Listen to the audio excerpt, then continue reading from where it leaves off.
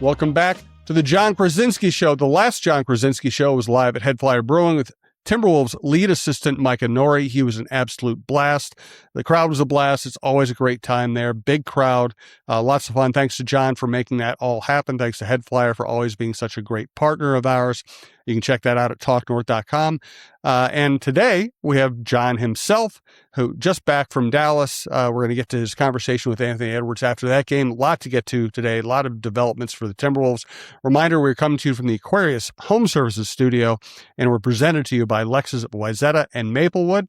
Also want to reintroduce our new Vice President of Business Development, Tammy Henderson, who was at the show last week, and it's just going to be a blast to work with as we continue to develop talknorth.com and continue to popularize the Jon Krawczynski Show. Not that he needs much help. All right, before we get to everything else, tell me about being in Dallas and your conversation with Anthony Edwards. Yeah, Jim, it was like, so I initially was not planning on going to Dallas. I'm going to be in Detroit and Philadelphia. I'm going to be in a lot of these road trips down the stretch, but that one looked like an easy one to take off because Dallas is terrible and what were we really going to learn. But as the weekend kind of unfolded, it became clear that Anthony Edwards was going to return for that game. And given that we haven't talked to him in a couple of weeks and how important he is to everything that is happening here in Timberwolves land, I just kind of decided to get down there and check it out. And it was a trip that was incredibly worthwhile in the end because not only did we get to watch, up close Anthony Edwards kind of start to get back into the swing of things on the court. It was interesting to me. I thought that, he was on kind of a minutes restriction as they're easing him back in. And, but he played very, very well against a team that is terrible. So it was a really good tune-up. But even more valuable, I thought, was being able to talk to him after the game. And just, it really stuck out to me how thoughtful he was about how he used his time away while he was injured. And, he mentioned to me that he spent the 2 weeks while he was rehabbing, really, really watching the team and kind of considering it from another angle on exactly how he could fit in and how he could help this team going forward. And I think prior to his injury, there had gotten to be a little bit of not frustration, but certainly like I'm not even sure how to describe it. I would say like there was a consistent level of stagnancy in the offense that would happen when either Anthony Edwards or Julius Randle would go ISO. And I think that both of them went ISO because some of the other guys were not in great rhythms and weren't shooting well. And so they felt like a responsibility to take more on their shoulders.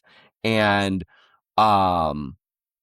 when Ant went out and started watching how this team played without him, even though they did not play very good in the half-court offense and struggled offensively, they played really well defensively, but I think he saw how the ball moved and how other guys were getting involved. And he said to me, it's just like, that really helps me understand what this team needs from me and what I need to do coming back into the fold here. And I think that, I asked him like what specifically stood out. He didn't want to say specifics because he didn't want to give anything away or have it misconstrued. But in our conversation as it went forward, I think two things really stood out. One is that he understands that he's got to make quicker decisions with the ball. And whether that is looking for his own shot or getting the ball moving and getting to other people, I think that he is going to focus more on not sort of occupying the entire possession, except for maybe late in games when you really need a shot. The second thing that was really interesting to me was that he watched Ayo Jaden and Bones Highland play. And he started to talk about how those two are more real point guards or closer to what point guards do in the offense than he is. And he really believes that those two guys can take some of the pressure off of him from a playmaking and ball handling standpoint, and that he can be a little more off the ball and use that to his advantage as well. And so when you look at those two elements, if you want to be optimistic about what the Wolves' chances are, if Anthony Edwards can find that rhythm and that comfort, and then also if Bones Highland and Ayo Dosunmu prove to be fully capable of taking some of the lead guard pressures off of him, I think that that is the best way forward for this team to become really difficult to deal with offensively in the playoffs. And so I just really found it interesting to hear him talk about that. And, I mentioned to him and he agreed that it felt similar to what last year when Julius Randle was out for a long time, watched the team, came back and played with a little bit different approach, and they won 17-4 down the stretch, and things really worked out. So we'll see if that all clicks into the same place, but I just found it really illuminating the perspective that Anthony Edwards was bringing and that he gained from that time away over these previous 2 weeks. I don't want to be rude, but I have to ask, was he a couple of minutes late for the interview? He was not late for the interview. He was right there and ready to go. But yes, the is unfortunate timing of the bowel movements coming to him right before the game, and so he was late getting out there. It reminded me, I've seen the movie Creed, one of my favorites, and Michael B. Jordan is getting ready for a big fight, and then he has to have his gloves cut off because he has to take a dump. And I think that Ant might have gotten a little too tuned up and too excited to get back out on that court, and misjudged the timing that he had and how long it would take. And hey, we've all been there before, I think, right, Jim? I don't want to talk about this much, but the one thing it makes me curious about is, is he like the only athlete who has this problem? It's a good question. I mean, it has happened one other time, I think. Mm-hmm. But I'm willing to give this one just a little bit of a slide. Who knows? It just could have been one of those crazy emergency situations. Sure. But I do think that also his pregame routine is generally that he is off of the court and not really involved in pregame introductions and any of that stuff. He's going through all of his, kind of calisthenics, all of his whatever routine it is to get himself in the right mindset and physically ready to play. And I do think he does play with fire a little bit with that routine where he is not out there during the pregame theatrics and all that. And so it does open the door for him to be late. And so it may require a bit of an examination of what he's doing before the game, and not just, going number 2, but everything else that is involved in his pregame routine, because there have been a few times now where he's been late getting out onto the court, and I think that it doesn't need to be that way, is what I would say. Let's never speak of this again. Please. Yeah. Let's move on. The thing that jumped out at me about your conversation with Anthony is, last year, especially after they beat Golden State, Julius Randle and Dante DiVincenzo talked at length about how being injured, sitting on the sideline next to each other, watching the way the Wolves played without them was kind of the key to them incorporating their games and getting that team up to speed and winning in the playoffs. It's just fascinating that sometimes, team sports are weird. I mean, they're fascinating. But they're also strange. It's a world of unintended consequences and unintended benefits. And you just want it. And I wouldn't be shocked at all if being out with an injury for a little bit might not be the key to Anthony Edwards' growth. Yeah, I think it's very possible, and we've seen many instances of it before, including the ones that you mentioned. I do think that there's two things that can happen for an absence like this to be more productive than damaging. And one thing is that this is a very long, grueling season, and even when you are hurt, the ability to physically recharge for a couple of weeks can be important. I do think that one of the issues that we're running into with Julius Randle's inconsistent play is that he's played in every single game. Yeah. And I do think that there is a physical toll that takes on the body, that also takes on the mind, that can play with you a little bit and can be a struggle to overcome. And so I think that it's possible that, Julius last year and now this year comes back a little refreshed from a mental and physical standpoint. And so he's a little more locked in. The other thing that I think worked well in this instance is that while Ant was out, the team went 4-2. They did not go 1-5. And so when Anthony comes back to a team that is playing relatively well, he has more of a mindset of, how do I keep this going? And how do I fit myself into this to help us take to another level? Versus if they were really, really struggling, he would come back and say, how do I save this myself? When I went out, everything fell apart. And so now I have to rescue this team and put it on my back and carry it forward. Well, he saw that this team had the number one defense in the league since he went out. And so maybe it clicks in his head, all right, I've got to lock in here. I've got to be part of the solution because I can't let that slip. And then he also saw that Dante DiVincenzo was in a little better rhythm, that Jaden McDaniels was playing really well before he got hurt. That Bones Highland was playing well, and was in a groove. And so I think that when he comes back to a team that has a little bit of something going, then it's a little bit more of a compromise of how do I meet these guys in the middle, which is, I think, really, really good. I think that this team is at its best when everyone is involved, and when Ant is using his gravity to create for others versus using his gravity to overpower and overwhelm.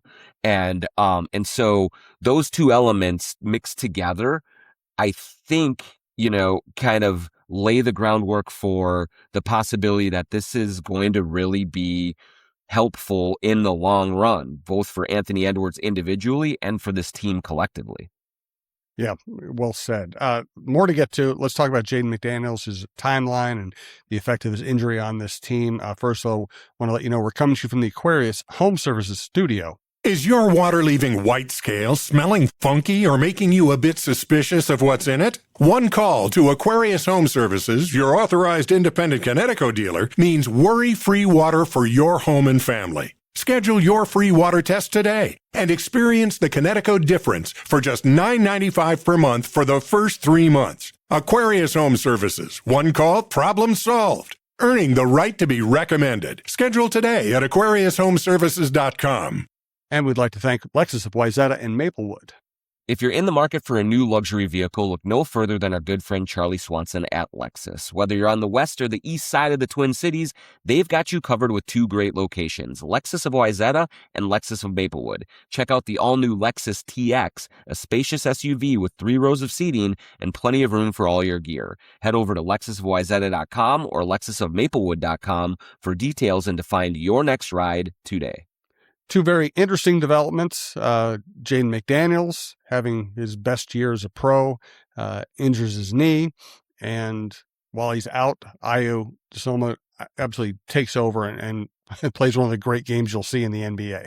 Yeah, let's start with Jaden, Yes. and we'll get to Ayo. But so Jaden was starting to play really well before he got hurt as well. He played great in the Houston game. He really made things difficult on Kevin Durant. Had an unbelievable kind of flurry where hits a 3, gets a steal, dunk, and really kind of got them going. And then hurts his knee, has a bone bruise in his knee, which is it's a painful injury to deal with. I've seen kind of amateur doctors out there on Twitter and stuff really worrying about him being ready for the playoffs or, maybe even needing to kind of come in the middle of round 1 or something like that. And what I can tell you from everyone I spoke to in Dallas, around Jaden McDaniels, around the team, there is a belief that he will be back before the playoffs begin. We will see the timeline exactly. He's listed as week to week. I think they've been intentionally vague about that just to give him enough time to kind of work through and go through the rehab and come back on his own accord. But he obviously will not be playing on this road trip. It probably won't be playing for much of next week. The season is coming down to the final, couple of weeks here. But I really do believe that from everything I'm told that there's a viable scenario where he's back with a game or two left in the regular season to use to kind of tune up a little bit. And then you get another week off before the playoffs, assuming you're a top 6 team, which looks like it's going to be. And then he will be able to kind of practice and get back ready to go in round 1. And so, obviously things can go wrong between now and then, and that window could lengthen, but everything that I've heard so far is that Jaden McDaniels will be on the shorter end of the recovery window and will be back in time for the playoffs. Well, that's a big deal. And now to Ayo, just a great game in Dallas. Really impressive how he's able to rebound from the guard spot. He basically was a point guard. He led the break beautifully. He finished on the break. He shoots the 3 well. He gets after it defensively. Just continuing to impress lately. Yeah, it's, he misses 2 games with the calf injury and then comes back and is better than he's ever been for the Wolves, at least. I thought that was incredibly impressive. And I thought that the most impressive thing to me about his performance against Dallas was he understood the assignment essentially in that he was able to do 2 things. And with Jaden McDaniels out, he knew that he had to play defense and rebound. I know Jaden doesn't rebound a whole lot, but I think that he understood that he could be really effective in that area. And then also being closer to a point guard than a shooting guard is really important for what this team needs right now. He talked to me after the game about wanting to make things easier for Anthony Edwards. And he said, look, Ant's a superstar. He's got all of the attention on him all the time. And so he's going to take and make tough shots. That's what he does. That's part of his role. That's all great. But what I need to do is get him easy buckets as well. And not every shot that Ant takes needs to be a really difficult, make in traffic, contested, all those things. And so, he kind of was smiling as he said it because, we both know and everyone knows that Anthony Edwards typically doesn't like to play super fast. But Ayo said, look, I'm going to keep running and he's going to have no choice but to run with me. And then he's going to see when he does run with me, how much easier that it is to get buckets in transition. And we saw a couple of those against Dallas, but the way that he looked at all the boxes that needed to be checked on this team with Jaden McDaniels out, with Ant coming back and all that, and saying, I'm just going to check all of them myself. And he did it. I think that it was incredibly impressive. And I know that, some people are looking at the numbers that Leonard Miller is putting up in Chicago, or they see Rob Dillingham make a few shots every once in a while for them and say, well, what are we doing? Ayo Dosunmu is the perfect player for this team for this time. And he is going to have a huge role going down the stretch and into the playoffs and going forward. And another Tim Connelly in-season trade that just looks to be exactly what they needed at exactly the right time. So he looks great, and it's really good to have him back as much as it is really good to have Anthony Edwards back. Also, what I love, listen, you're a beat writer. I've been a beat writer. We're both journalists. We love information. I just love that neither Ayo nor I don't believe, unless I missed it, Kyle Anderson were like part of the rumor mill. People were the Wolves are going to go get, and all of a sudden, bang, they're here. And then you look at them play and you go, oh, that works. That speaks so highly of Connelly. And listen, he missed on Dillingham. Maybe Dillingham becomes a really good player in this league. That's still possible. But for him to finally have an obvious miss and then turn it into a strength that quickly is so impressive. Yeah, I think like that's the key to Tim Connelly and his success, is that he does it without ego in the way. What I mean by that is, like, there are a lot of front office people in the league, past and present. I've covered them, I've talked to them, all that will take a player like Rob Dillingham and will say, I invested a lot to get this. I need this to work out for me, or else I'm going to look bad if it doesn't. And we trade him away or whatever. And I am with you, Jim. Like, I do think that there's a pathway for Rob Dillingham to have a good career in this league and to be effective, but it wasn't going to happen here. And so what Tim Connelly does is he makes decisions much quicker when things are not working out than a lot of GMs would, in service of chasing a desire to look smart or to look right. And so Tim looked at this and said, hey, it's not going to work here. So let me go and pivot to something that will work or have a chance to work. And I would assume Moo, to his credit, was a great scout, and like they looked at him and yes, great fit, perfect, made it happen, and got him in. Same with Kyle Anderson in a little way, in some ways, where at the end of Kyle Anderson's first run here, like, they couldn't afford to keep him. I think that Tim thought, I'll get Joe Ingles in here and he'll be Kyle Anderson light, or at least offensively will really work out. And that hasn't worked out.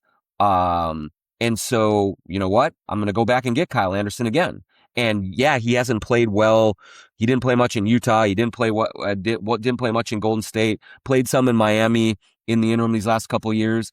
But he fits really well with what we're doing, and Chris Finch trusts him. So I'm going to go get him and bring him in, and then I'm going to empower Chris Finch to say, yeah, play this guy who is a veteran minimum dude over Terrence Shannon Jr., over some of our younger guys, because this is what we need right now and this is what will work. And so that flexibility and that willingness to recognize what is and isn't working, and not being worried about how it quote unquote makes you look, if by making these changes, like that's a superpower for Tim Connelly. And it may sound simple and it may sound straightforward, but it is not. Like, there are a lot of guys who will kind of go down with the ship.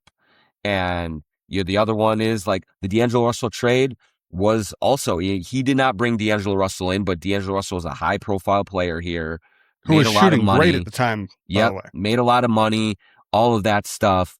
And he traded for a older point guard and a throw-in, wing guard, and did it that way because he thought it would work and fit better. So his willingness to take risks and make big moves and do things that might backfire or might not, is one of the big reasons why he is one of the best GMs in the league.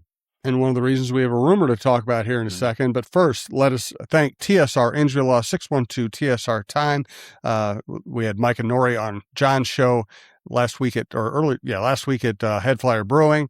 That show has been released earlier this week. And, I asked Mike and Nori about the pressure of working with an Oscar Award winner like Steve Terry. And I don't know, Mike seemed a little intimidated by Terry's aura, so he didn't really want to get into it much, but we know what it's like. But reminder, if you're ever injured, call 612 TSR Time. This is the serious part. We don't want you to need their help, but if you do need that kind of help, you're going to want them. 612 TSR time, TSR Injury Law. Great people doing great things for people who need that particular kind of help. Now let's hear more about True Vision Institute. True Vision Institute in Bloomington. Go to truevision.com. Tell them the Jon Krawczynski Show sent you. If you're watching this on YouTube, you are seeing no glasses. I haven't had contacts for a while now either. We're coming up on the 2-year anniversary of my surgery, my LASIK surgery with True Vision, and I still see perfectly. I can read up close. I can see far away while I'm driving, while I'm traveling. It makes life just so much easier. And I've said it before, but I can't say it enough. The people at True Vision just help get you through this process so quickly, so easily. They educate you, they take care of you, and they make sure you're in the right position coming in and then going out. And it's one of the best things I've ever done for myself is to go to True Vision, get the LASIK surgery, and make life just so much easier. And once you go in and you do the same thing, you will be kicking yourself and saying, why did I not do this 10 years ago? So go to truevision.com, set up your free consultation, go to the offices in Bloomington, tell them the Jon Krawczynski Show sent you, and get on with living your life in a convenient, easy, clear way. Thanks also to Royal Credit Union. All right, so apparently there's a rumor that Dallas might be interested in Tim Connelly to go down there and work with Ethan Casson and run the Mavericks. So what are you hearing on that front? Yeah, so firstly, to put it into all the context, because of the success that Tim Connelly has had in Denver and in Minnesota, any group, ownership group that wants to make a big splash is going to have Tim Connelly on their list of targets. It's going to be guys like Tim Connelly, Masai Ujiri, Bob Myers, like a bunch of like the big names that gets people's attention. If you're going after Tim Connelly, if you're going after Bob Myers or Masai Ujiri, these guys, you mean business. Like that's the message that's going on. The ownership group in Dallas that went through the very ugly Luka Doncic trade and like is trying to kind of scratch back some credibility within the league or within their fan base. Like you put stuff out like this, like, yeah, like, okay, they mean business. They're going for it. They're trying to stabilize things.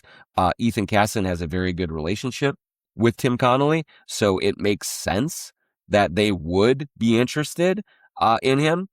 My sense right now is like, this is all just sort of very early stages, like identifying targets and candidates. Tim Connelly does have another year left on his deal. I do expect that the Timberwolves will look to reach some kind of contract extensions with him and keep him here. Remember that Alex Rodriguez and Mark Lowry wanted to make their own big splash. And so they went and got Tim Connelly. He is one of the very biggest wins they have had in their tenure here, next to the arbitration that they actually gave them the team. Tim Connelly is the best move that they've made. And so, I'm sure that they will have all the conversations that they need to try to keep him here. I don't think that there's anything sort of imminent that Wolves fans need to worry about or anything like that. I don't think that I know that nothing has reached any kind of actual substantive conversations with the Mavericks or any other team that might have an opening. But Wolves fans just have to be used to hearing his name circulated in these types of analyses and rumors and things like that, because he is one of the best in the league at what he does. And his long-term contract situation has yet to be addressed by the Timberwolves. If they do that, all of that will go away, and it's a very real possibility. But right now, it's just kind of all speculation and talk, and I don't think that there's any real momentum going that way. We'll see, though. I mean, the Dumont family and the Adelsons, they have billions of dollars to throw around and try and entice people. I think other teams that will have openings will have vast resources themselves, but I don't know that it's about just money for Tim Connelly. I think it's about fit. It's about where he's comfortable with his family. All of those things will factor in. So I'm not like immediately concerned that he is on his way out, but it'll just be something to monitor as we get into the off season and the summers and just see if Alex Rodriguez and Mark Lowry can lock him down with a long-term deal. Nas got it going against Dallas the other night. Could it be as simple as him having a good offensive night against a bad team? Even some of it in garbage time can get him going.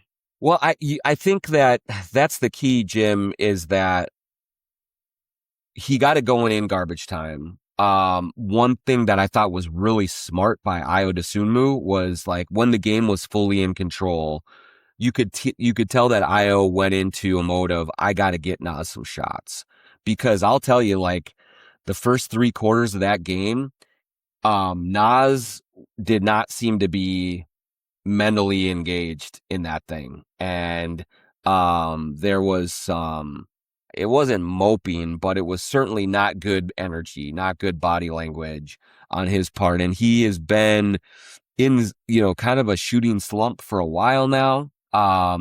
And I think that he is dealing with a shoulder injury, like that is affecting his shot a little bit, but he also just does seem to be going through some sort of anguish mentally, that you can see and you can feel and you can read in his body language on the court.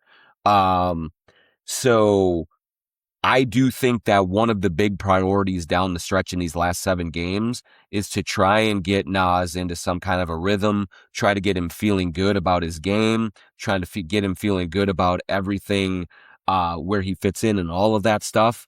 Because when Nas is at his best, that is when the Wolves are rolling.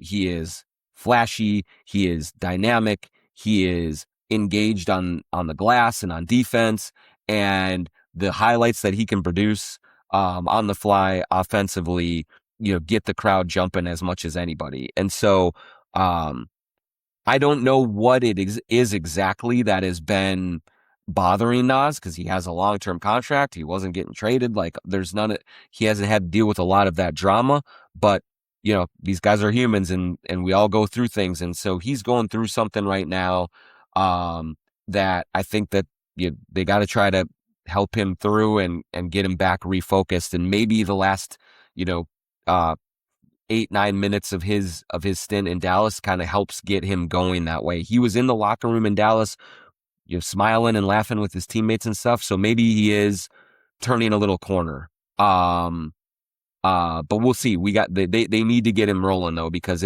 I was concerned watching him in that first 3 quarters. This way, come on, Nas, like what's going on here? Yeah, he also got tossed out against the Rockets and just looked frustrated that entire game. Mm-hmm. Let's get to a former Gopher here in the last segment of the show. First, we want to thank 2 more of our local sponsors, starting with Princeton's Liquors. Princeton's Liquors in Maple Grove. We've been telling you about them for years now, and I love saying we've been telling you about them for years because it tells you that we've been in a partnership with Princeton's Liquors, with a lot of our sponsors for a long time, because we trust them, they trust us, they are part of this community. They have been in the liquor selling business for decades and decades in Maple Grove. Great craft beer, great bourbon selection, but they have wine, they have spirits, they have THC seltzers and gummies. They have anything that you need for unwinding on a weeknight, watching the Wolves, getting ready for a weekend and having some friends over. Go to Princeton's Liquors in Maple Grove. Tell them the Jon Krawczynski Show sent you. They will take care of you because they've been taking care of people in this community for literally decades, and they stay open because they have a great product, because they treat people well, and because they support those around us. So go to Princeton's Liquors in Maple Grove. Now we want to thank sglambchops.com, and John and I both got some cool SG Lamb Chops gear at the Head Flyer show. I wore the t-shirt on the show. I've been wearing, but my favorite item I got was really thick, sturdy, yet really comfortable sweatpants with the Lamb Chops logo on them, with zippers in the front pockets and back pockets. So they're not only great couch sweats, they're sweats I could wear around. I live in the North Loop. I could wear around Minneapolis and be very comfortable. Just great stuff. Great stuff. Go to sglambchops.com. Use the promo code JONK20 for 20% off anything you get at Lamb Chops. And like Jim said, you can wear them out and about in the North Loop. No one will look at you sideways. They will say, dang, that looks really good. They are super comfortable clothes. I got a hoodie.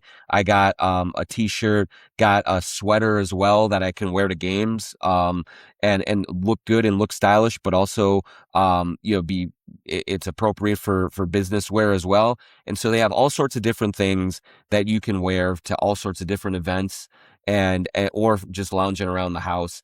It is super high quality, really well made, and it looks really good as well. So go to sglambchops.com, promo code JONK20 for 20% off anything you get at Lamb Chops. And sglambchops.com also sponsors the Twitter question we'll get to at the end of this show. What a year for JB Bickerstaff. He's done a great job, man, in Detroit. He should be in the Coach of the Year, kind of running. One of the more impressive things that they've done is win and have success without Cade Cunningham while he's been out. They just keep rolling, including a very decisive victory at Target Center last weekend. What has happened with JB is that he has really kind of reinstilled a toughness, a grit, a no back down mentality that fits well with those Pistons. We always think about the bad boy Pistons of those days, and JB has embraced that sort of hard nosed, kind of ethos, and they just have a no back down mentality, which is really cool to watch. Maybe not the most talented from top to bottom, but they will put the brass knuckles on and fight you for 48 minutes and fight you for another 5 minutes if it goes to overtime. And so they just keep winning games too. They're number one in the East. I think everyone keeps waiting for them to stumble, but they don't. And so they're going to go into the Eastern Conference playoffs as probably a slightly underdogs. Of people will say, well, Boston's better. Maybe it's New York, maybe it's Cleveland or something like that. But they will use that chip on their shoulder the whole way through. And I'm really excited to see what they do in the playoffs. JB is a great dude, really good coach, has been in this league a long time, and has, really helped develop some great players. And so he's starting to get some shine that he has long deserved. It's really cool to see. Let's put a local spin on the increasingly interesting MVP discussion. Yeah, Wemby out there trash talking OKC and saying I should be the MVP because I play defense. You have Shea still playing incredible basketball for the best team in basketball. You have Luka absolutely going off right now. And guess what? The Wolves are going to face one of these guys here probably pretty soon. So from the Timberwolves perspective, which is the MVP candidate they'd least like to see? Yeah, these conversations are always important, but then they're always looked at in the wrong way, I think, because I might say that Shea is the one who seems to have the most Wolves-proof game. No matter what they throw at him, he just always seems to do well.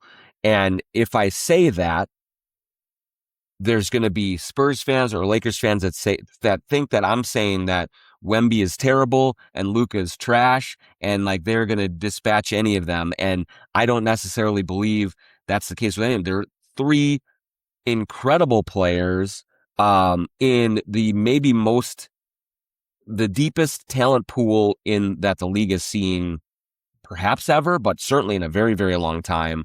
And these three guys are right at the top of MVP. They're amazing. It's going to be unbelievable. I am all of a sudden very concerned about a 3-6 matchup with the Lakers, the way that Luka is playing, the way that that whole group seems to be coming together. Earlier in this season, quite frankly, I was like, yes, give us the Lakers. That will be another quick series because they don't have the athletes to match with the Timberwolves. I still absolutely think the Wolves can beat the Lakers in a series, but I think it will be much, much more difficult than last year's 4-1 series was. with how well Luka's playing, with Austin Reeves playing great, with the defense clicking in with Marcus Smart. Like, that's a very, really tough team, and they're playing incredible basketball. Wemby, like, if you don't beat him this year, you may not beat him ever. So, I think that there is a hope amongst the rest of the league that they're 1 year away, and that every, major team that's won championships has had to lose in the playoffs first before they start. It doesn't mean that the Spurs have to do it, because, this guy there's no answers for what he can do. And so in a 7-game series, can you hold that guy down 4 times? I don't know. I really do think the only hope that they have is, you know what? He's a little bit young. His supporting cast is really young. Maybe they just need to be beaten one time, and then next year they come back guns blazing. I'm not sure. But Shea at this point just seems almost inevitable. And, even when the Wolves have great perimeter defenders, the OKC system runs so smoothly that it doesn't matter. Like, they almost had Shea knocked down the last time they played, and he couldn't make a shot in the first 3 quarters. He was really struggling in a way that he almost never does. And then in the fourth quarter, turns it on, gets past 20 points, and they run away with it. And so I think that team and that player is just the hardest thing right now to deal with. But the whole gauntlet is going to be incredible to try to navigate. The Timberwolves absolutely can do it, but this is going to be a road and a half ahead of them. No doubt about it. All right, let's get to our Twitter question to wrap up this show. Twitter question sponsored by sglambchops.com. Definitely check them out. Yeah, let me find it here. Let's see if I can find who said it. I'll also say, please check out the Viking Update Show. Jon Krawczynski and I both have been around the Vikings for decades. We do the Viking show, Update Show as well. We also have Jeff Diamond on the Vikings, former Vikings general manager. Alec Lewis from The Athletic does the Vikings show and does a lot of them and does a great job. Sometimes he will join us on this show as well. Yeah, here it is from AML. How is the rebrand coming? Do you know, are the leaked logo pictures in the ballpark? Thank you. And Wolves fans, and I am right with you. Like, I love talking about uniforms and rebrand and all this stuff, because I think the Wolves are in desperate need of it. And I know that ownership believes that as well. And so I think a rebrand is in the works. There were some photos that leaked online last week sometime, that I believe are very much in the ballpark of what we will see. And kind of like the gist of it is that it's a return to mostly to the, blue and green motif of the original uniforms, which is awesome. I think there's going to be a black uniform. I think there was some reporting from one of the uniform kind of speculators out there that is the case. And so I don't know what I don't know about it is some of the pictures that leaked. The logo itself looks very similar to the one that they have right now, just kind of different colors and maybe a few tweaks to it. I don't know if there's going to be a larger kind of main logo unveiling that is different, what they do, but I do think that the color schemes that you did see in those photos are going to be very similar to what